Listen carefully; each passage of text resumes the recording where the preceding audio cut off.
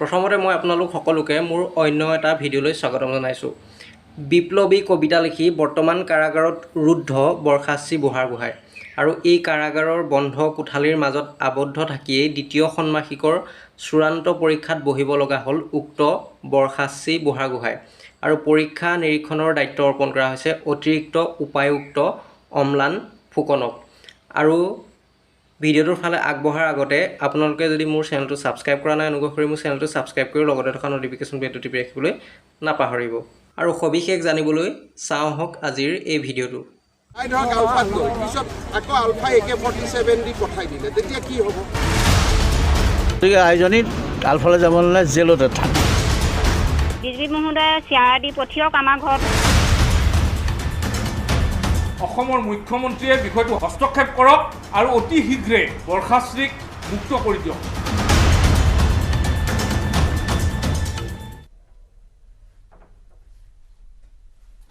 Live আৱাৰলৈ স্বাগতম। ষ্টুডিঅ'ত মই পাপৰি আৰু অৱশেষত আজি গোলাঘাটৰ জেলত পৰীক্ষাত অৱতীৰ্ণ হ'ল borkhashri বুঢ়াগোহাঁই।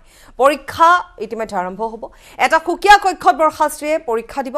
পৰীক্ষা নিৰীক্ষণৰ দায়িত্বত আছে অতিৰিক্ত উপায়ুক্ত অম্লান ফুকন। শুকুৰবাৰে গোলাঘাটৰ জিলা ও সত্ৰ ন্যায়াধীশৰ আদালতে borkhashri পৰীক্ষাৰ সন্দৰ্ভত সম্পূৰ্ণ কৰ্তৃত্ব ডিচিপি মহাবিদ্যালয়ৰ অধ্যক্ষগৰাকীৰ ওপৰত ন্যস্ত কৰাত কাৰাগাৰৰ ভিতৰতে এতিয়া পৰীক্ষা দিছে borkhashriয়ে। যোৰহাটৰ পৰীক্ষা কেন্দ্ৰৰ পৰাই পৰীক্ষাৰ প্ৰশ্নকাকত আৰু উত্তৰ বহি গোলাঘাট কাৰাগাৰলৈ আনি পৰীক্ষাৰ ব্যৱস্থা কৰিছে কলেজ কৰ্তৃপক্ষই। স্নাতক দ্বিতীয় ষাণ্মাসিকৰ পৰীক্ষাত অৱতীৰ্ণ হৈছে borkhashri। আজি পুৱাৰ ভাগত borkhashriৰ বাবে প্ৰশ্নকাকত আৰক্ষীয়ে ডিচিপি কলেজৰ পৰা লৈ আনে আৰু যিহেতু আজিৰ দিনটোত আজি পৰীক্ষা borkhashri আৰু borkhashri পৰীক্ষাক লৈ আজি কিছুদিনৰ পৰা ছ'চিয়েল মাধ্যমত ছ'চিয়েল মিডিয়াত যথেষ্ট প্ৰতিক্ৰিয়াৰ সৃষ্টি হৈছিল। বহুতে বা বিচাৰা হৈছিল যাতে borkhashriক মুকলি কৰি দিয়া হয় অতি সোনকালে আৰু borkhashriয়ে যাতে সুকলমে পৰীক্ষা দিয়ে। কিন্তু এই ক্ষেত্ৰত দেখিবলৈ পোৱা গৈছিলে যে ডিজিপি এটা অন্য মতত তেওঁ পোষণ কৰিছিল, অন্য মত তেওঁ পোষণ কৰিছিল। তেওঁ জনাইছিল ডিজিপি গৰাকীয়ে যে আলফালৈ যোৱাতকৈ তেওঁ কাৰাগাৰতে থাকক, অৰ্থাৎ কাৰাগাৰতে পৰীক্ষা দিয়ক। ঠিক তেনেধৰণৰ এটা কথা উল্লেখ কৰা হৈছিল। মুখ্যমন্ত্ৰীগৰাকীয়েও ঠিক তেনেধৰণৰ কিছু কথা কৈছিল। তেওঁ কৈছিল যে যদি কাৰাগাৰত থাকে তেওঁ ঠিকেই থাকিব বা মুকলি কৰি দিলে হয়তো তেওঁ যদি আলফা স্বাধীনত যোগদান কৰে, এনেধৰণৰ বহু কথা আহি পৰিছিল। ৰাইজে বিচাৰিছিল borkhashriক অতি সোনকালে যাতে মুকলি কৰি দিয়া হয়, কাৰণ borkhashri আজি দুমাহ ধৰি কাৰাগাৰতে আছে। পিতৃ মাতৃয়ে বিচাৰিছিল borkhashriয়ে যাতে পৰীক্ষাত অৱতীৰ্ণ হ'ব পাৰে, পৰীক্ষাত যাতে তেওঁ বহিব পাৰে, কাৰণ অত্যন্ত মেধাৱী ছাত্ৰী borkhashri আৰু borkhashri এটা কবিতা, যিটো কবিতা ইতিমধ্যে যিটো কবিতাৰ বাবে তেওঁ কাৰাগাৰত থাকিবলগীয়া হৈছে আৰু লগতে borkhashriৰ কেইটামান যিটো পোষ্ট আছিল য'ত তেওঁ ৰাষ্ট্ৰদ্ৰোহৰ কথা উল্লেখ কৰিছিল। গতিকে সেই সকলোবোৰ চালি জাৰি চোৱাৰ পিছতে এটা গোচৰত এজন লোকে এটা গোচৰ ৰুজু কৰে, তাৰ পিছতে borkhashriক আৰক্ষীয়ে গ্ৰেপ্তাৰ কৰে। বৰ্তমান borkhashri দুমাহ ধৰি কাৰাগাৰত আছে। এতিয়া কথা হৈছে borkhashriৰ আজি পৰীক্ষা আৰু আজি borkhashri পৰীক্ষা এটা সুকীয়া কক্ষত borkhashriক পৰীক্ষা দিবলৈ দিয়া হৈছে। পৰীক্ষা নিৰীক্ষণৰ দায়িত্বত আছে অতিৰিক্ত উপায়ুক্ত অম্লান ফুকন। ইয়াৰ পূৰ্বে যিহেতু borkhashri পৰীক্ষাক লৈ পৰীক্ষাৰ স্থানক লৈ যথেষ্ট কিছু প্ৰতিক্ৰিয়াৰ সৃষ্টি হৈছিল, কিছু তাত অন্য মন্তব্য আহি পৰিছিল। তেওঁ কলেজতে তেওঁৰ যিখন মহাবিদ্যালয় ডিচিপি কলেজতে তেওঁ পৰীক্ষা দিয়াৰ কথাও আহি পৰিছিল। কিন্তু শেহতীয়াকৈ যিহেতু জিলা ও সত্ৰ ন্যায়াধীশৰ আদালতে borkhashri পৰীক্ষা সন্দৰ্ভত সম্পূৰ্ণ কৰ্তৃত্ব ডিচিপি মহাবিদ্যালয়ৰ অধ্যক্ষগৰাকীৰ ওপৰত ন্যস্ত কৰে আৰু কাৰাগাৰৰ ভিতৰতে পৰীক্ষাত অৱতীৰ্ণ হ'বলৈ দিয়া হৈছে borkhashriক। বৰ্তমান borkhashriৰ বাবে প্ৰশ্নকাকত লৈ অনা হৈছে আৰু উত্তৰ বহি তাৰ পিছতে গোলাঘাটৰ পৰা পুনৰ ডিচিপিলৈ লৈ যোৱা হ'ব। বৰ্তমান গোলাঘাট কাৰাগাৰলৈ এই পৰীক্ষাৰ যি প্ৰশ্নকাকত সেয়া আৰক্ষীয়ে পুৱাৰ ভাগতে লৈ আনিছে। আমি কিছু ভিজুৱেলছ দেখুৱাম, কিছু দৃশ্যাংশ আমি দেখুৱাম। borkhashriৰ বাসগৃহটো ইতিমধ্যে পূজা অৰ্চনা কৰা হৈছে, পিতৃ মাতৃয়ে পূজা অৰ্চনা কৰিছে, গোসাঁই চাকি দিছে যাতে borkhashri পৰীক্ষা ভালে হৈ যায়। আমি সংযুক্ত হ'বলৈ চেষ্টা কৰিম। আমাৰ সাংবাদিক আছে, ইউনিছ আলিও আছে, গতিকে ইউনিছে আমাক জনাব। আমি চেষ্টা কৰিম তিয়কৰ পৰা পোনপটীয়া সম্প্ৰচাৰ যোগে আমি আমাৰ সাংবাদিকৰ সৈতে সংযুক্ত হ'বলৈও আমি চেষ্টা কৰিম। এই মুহূৰ্তত আমি জনাইছোঁ গোলাঘাট জিলা কাৰাগাৰত পৰীক্ষা দিছে borkhashri।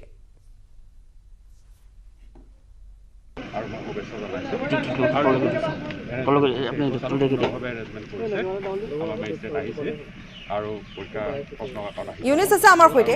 সুন্দৰ পৰিৱেশতে তেওঁ পৰীক্ষা দিব পাৰিব। তেওঁ মানসিকভাৱে সবল দেখিছোঁ। পৰিৱেশটো কিমান সুইটেবল? ধুনীয়া এটা সুন্দৰ বেলেগকৈ ৰুম দিয়া হৈছে আছুতীয়া। তাত বহাৰ ব্যৱস্থা আছে, আমাৰ মেজিষ্ট্ৰেটো বহিব পাৰিব, সুন্দৰভাৱে দিয়া হৈছে। প্ৰশ্নকাকত আহি আছে, এতিয়া আমাৰ মেজিষ্ট্ৰেটৰ তেওঁ এটা কথা খুব প্ৰশ্ন উত্থাপন হৈছে, 15 মিনিটৰ পূৰ্বে প্ৰশ্নৰ পৰা কিয় খোলা হ'ল প্ৰকৃততে ইউনিভাৰ্চিটি গাইডলাইন অনুসৰি? সেইটো মই নাজানো, ইউনিভাৰ্চিটি যি পঠিয়াইছে সেইমতেই হ'ব। এটা স্পেচিয়েল সেইটো লৈ কথা নাই, কাৰণ এটা স্পেচিয়েল ডাইৰেকশ্যন মতে কৰা হৈছে আৰু সেইটো নিশ্চয় তাৰ প্ৰিন্সিপালে দেৱীচৰণ বৰুৱা কলেজৰ প্ৰিন্সিপালে তেওঁকে দায়িত্ব দি যিটো কোৰ্টে দিছে নিৰ্দিষ্ট ব্যৱস্থা মতে লৈছে। ছাৰ আৰু এটা কথা খুব চৰ্চিত হৈছে যে ইনভিজিলেটৰ যিজন দিছে নিৰীক্ষক বা পৰীক্ষক যিজন দিছে সেইজন এজন প্ৰশাসনিক বিষয়া দিয়াতকৈ যদি এজন শিক্ষাৰ লগত জড়িত ব্যক্তি দিলেহেঁতেন তেতিয়া তাই আৰু এটা স্তৰৰ বাবে ভাল হ'লহেঁতেন। ইনভিজিলেটৰ লগত কথা নাই, আমাক যিহেতু এটা মেজিষ্ট্ৰেট বিচাৰিছিলে মেজিষ্ট্ৰেট দিছে আৰু যদি ইনভিজিলেটৰ বিচাৰে তেতিয়া আমি দিব পাৰিম স্থানীয় কলেজৰ পৰা। নতুন এক্সপিৰিয়েঞ্চ হ'ব আজি গোটেই বিষয়টো কাৰাগাৰৰ ভিতৰত হয় হয় মানে আপোনাৰ জীৱনৰ হয় হয় আপুনি সাজু হৈ আহিছে হয় হয় আপুনি সাজু হৈ আহিছে আপুনি প্ৰশ্ন কাকত আপুনি লৈ আছে নাই নাই আহি আছে প্ৰশ্ন কাকত যোৰহাটৰ পৰা আহি আছে পাবহি আহি পিনি এতিয়া 9 বজাতে দিব পাৰিবনে? পাৰিব পাৰিব 9 বজাতে দিব পাৰিব পাৰিব পাৰিব আপুনি মনস্তাত্ত্বিকভাৱে আজি একাত্ম হ'বৰ বাবে সাজু হৈ আহিছে। হয় আহিছে।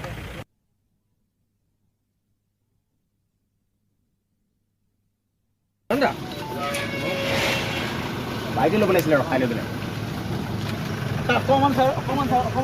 আৰু ইতিমধ্যে পৰীক্ষা আৰম্ভ হৈছে 9 বজাৰ লগে লগে যেহেতু পৰীক্ষা আৰম্ভ হৈছে বৰখাচী পৰীক্ষাত বহিছে পুনৰ কৈছো বৰখাচীৰ এগৰাকী মেধা সম্পন্ন ছাত্ৰী গতিকে তেওঁ যেহেতু পৰীক্ষাক লৈ বিশেষভাৱে পিতৃ মাতৃৰ তৰফৰ পৰা এটা আহ্বান জনোৱা হৈছিল যাতে পৰীক্ষাটো তেওঁ ভালে ভালে দিব পাৰে গতিকে ঠিক তেনে ধৰণে পৰীক্ষাক লৈ কিছু বিতৰ্কৰো সৃষ্টি হৈছিল ছ'চিয়েল মিডিয়াত বিশেষভাৱে সামাজিক মাধ্যমত সকলোৱে বিচাৰিছিল যাতে বৰখাচীৰ পৰীক্ষা হৈ যায় বৰখাচীক মুকলি কৰি দিয়াৰো আহ্বান জনোৱা হৈছে কিন্তু তাৰ মাজতে যেহেতু মুখ্যমন্ত্ৰীগৰাকীয়েও এক ভাষ্য দিছে তাৰোপৰি ডিজিপিগৰাকীয়েও এটা ভাষ্য দিছে যিয়ে নহওক এই সম্পূৰ্ণ বিষয়টো এটা এতিয়া এই মুহূৰ্তলৈকে যেহেতু বিতৰ্কৰ মাজতে আছে কিন্তু আমাৰ কথাটো হৈছে যে আজি বৰখাচীৰ পৰীক্ষা গতিকে বৰখাচীয়ে কাৰাগাৰতে